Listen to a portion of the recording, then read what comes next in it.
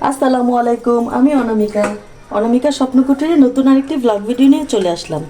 আজকে আমি কাচকি মাছের চচ্চড়ি করব, কিন্তু কাচকি মাছের চচ্চড়িতে আমি কি দিচ্ছি কাচকি মাছের চচ্চড়ি বা গুঁড়া মাছ যেটাই বলি, আমি এখানে যে নতুন যে পেঁয়াজগুলি আছে সেই পেঁয়াজ কেটে নিয়েছি, সাথে দিয়েছি একটু সিম আর একটু আলু কুচি। এটা আমি প্রথমে একসাথে দিয়ে দিচ্ছি। আচ্ছা, সিম কাটার সময় কি হয়, এই যে বিচিগুলি যে এগুলি একদম কুচি কুচি হয়ে কেটে যায়। তো আমার বাসায় কি হয়, সিমের বিচি খেতে আমার মেয়ে খুব পছন্দ করে। তো আমি এই কারণে সিমের বিচিটাকে আলাদা বের করে তারপরে সিমটাকে কুচি করেছি। আর এই যে এই পেঁয়াজগুলি কাটতে যা ঝামেলা, হাত থেকে পিছলে বের হয়ে যায়।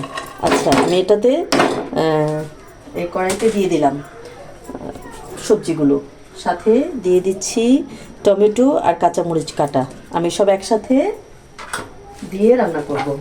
এখানে দিয়ে দিচ্ছি পেঁয়াজ পাতা। আমি এটা একসাথে দিয়ে দিব, কারণ এটা সিদ্ধ না হলে আমার কাছে নিজেরই খেতে ভালো লাগে। আর তার সাথে দিব, আমি কিন্তু সব কিছুতে আদা রসুন বাটা খাই। অনেকে গুঁড়া মাছ বলে আদা রসুন খায় না, কিন্তু আমার বাসায় আদা রসুন ছাড়া চলে না। এখানে আমি লাল মরিচের গুঁড়ো দিয়ে দিলাম, এটা একটু ঝাল যেটা সেটা।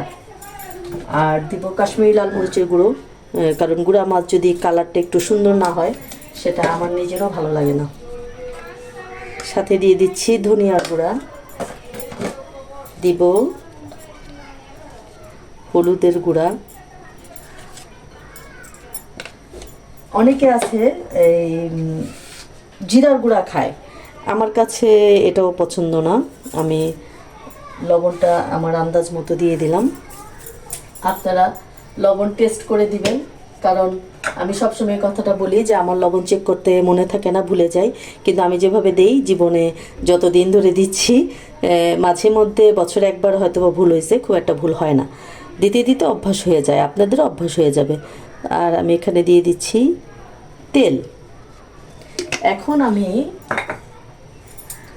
এই যে হাতের ভালোবাসার ছোঁয়া দিয়ে এটাকে মাখায় নিব। আমি বেশ চেষ্টা করব ভালো করে মাখানোর, কারণ এটা যদি আমি ভালো করে মাখিয়ে নেই। এমনি তো এই সবজিগুলো এখন নতুন, তো শীতের সবজি, এগুলি খুব তাড়াতাড়ি সিদ্ধ হয়ে যায়, অনেক সময় লাগে না। আর এটা যতই আমি মাখাবো, এটার টেস্ট কিন্তু ততই বেশি হবে। কারণ মাখানো সবজি রান্না, মাখানো যে কোনো গুঁড়া মাছ বলেন, অনেক বড় মাছও অনেকে মাখিয়ে রান্না করে, সেটা স্বাদই আলাদা।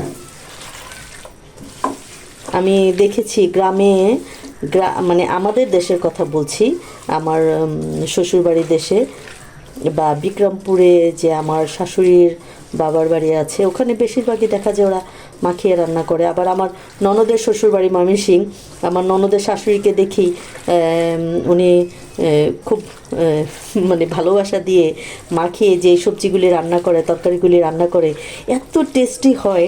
আর গ্রামের সবজির মজা তো আলাদা, ওরা তো গাছ থেকে পেরেই রান্না করে। আচ্ছা, আমি এখন দিয়ে দিব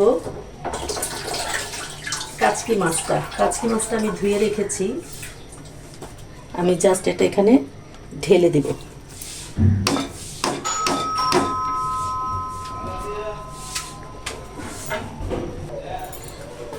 আচ্ছা, তো আমি এই মাছটাকে এখানে মাখিয়ে দিচ্ছি। আমি কিন্তু খুব পানি দিব না, হ্যাঁ, আমি খুব একটা পানি দিব না, খুব অল্প পানি দিয়ে এটা হয়ে যাবে।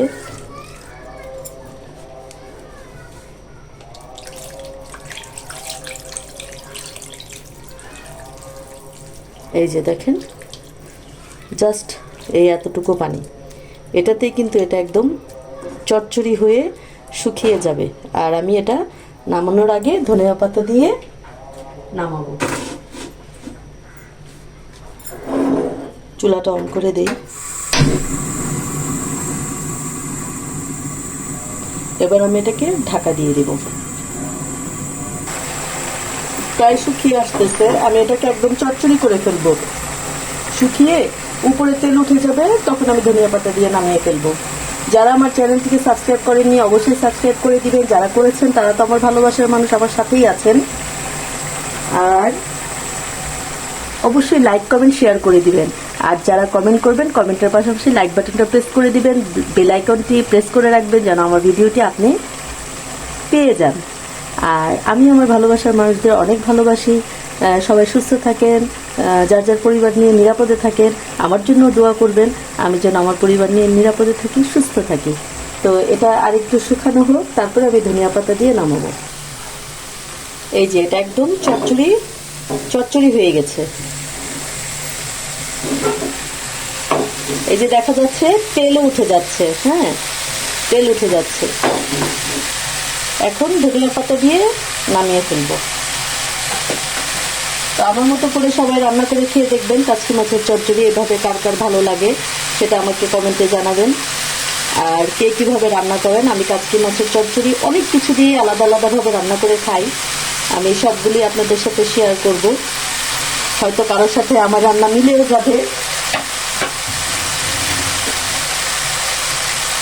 আমি ধনিয়া পাতা দিয়ে বেশিক্ষণ চুলায় রাখবো না, কারণ ধনিয়া পাতাটা একটা কাঁচা কাঁচা ভাব থাকে, এটা আমার কাছে ভালো লাগে।